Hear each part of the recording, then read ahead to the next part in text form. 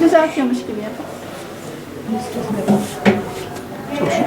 Tamam yeter.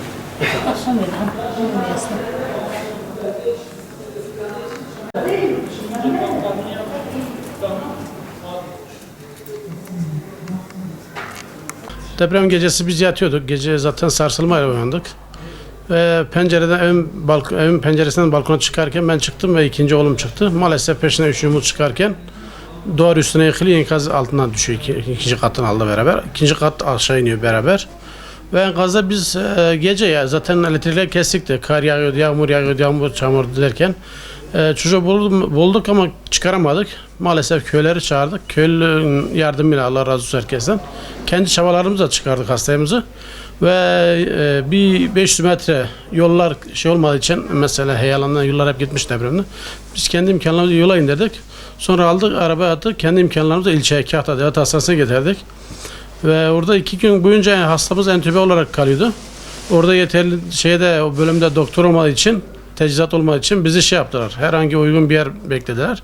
Sonra 3. gün sabahından bizi Diyarbakır Gazi Yaşar Eğitim Hastanesi sağ olsun sevk ettiler. Burada da bir hafta boyunca yoğun bakımda kaldıktan sonra hastamız entübeydi. Bir hafta sonra çok şükür yavaş yavaş kendi nefesini aldıktan sonra biz 4-5 günde de burada serviste yatıyoruz. Çok zor bir duygu da anlatılamaz. Yani ben yalın ayakla çalıştım biliyorum. Gece yalın ayak hiçbir şey hissetmiyor. Yalın çalışıyorduk. Zor bir durumdu yani. Gerçekten zor durum yaşadık. O şekilde yani geçti çok şükür. Bir daha Rabbim yaşatmasın. Allah herkesten razı olsunlar. Devletimize, milletimize zeval vermesin. Herkes haddinden fazla bize yardımcı oldular. Bizi mağdur etmediler. Bizi perişan etmediler. Herkes bize yardımcı oldu. Herkesten Allah razı olsun. Rabbim bir daha böyle acılar yaşatmasın cümlemize. Herkesin ölenlere rahmet eylesin. Kalanlara da acil şifalar versin. Kalan sahiplerine de bol bol sabırlar versin inşallah. Rabbim bir daha yaşatmasın böyle bir olay inşallah. Enkazın altında çok kalmadım. Deprem esnasında tabii o esnada uykudan kalktım. Dedim belki acaba yani gerçek mi, hayal mi, rüya mı? Bekledim tabii. O esnada bekledim. Dedim durur belki. Sonra durmadı. Daha da şiddetlendi. Balkona yöneldim. Balkon kapısını açtıktan sonra ev yıkılmaya başladı. Yıkıldığı esnada ben dedim zaten artık altında kaldım. Bina 9 katlı. Ben de zeminin bir üstündeydim. Sonra bir baktım, yani bacaklarım ağrıyor mu? O kadar ağrımıyor. Sol bacağım baktım ki sallanıyor. Şeyin arasında kalmışım o yıkıntıların arasında. Sonra kendi imkanlarımla bir noktaya kadar gittim. 2 vatandaş vardı yolun kenarında. Onlar beni işte sırtladı. Kaldırıma kadar çektiler beni.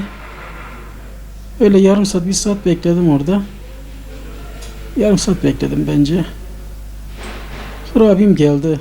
Abim beni orada buldu. Kendi imkanlarıyla işte arabaya götürdü. Adıyaman'a önce gittik, yani Adıyaman merkez. Oraya gittik ama orada şey yoktu yani. Herhangi bir müdahale yoktu.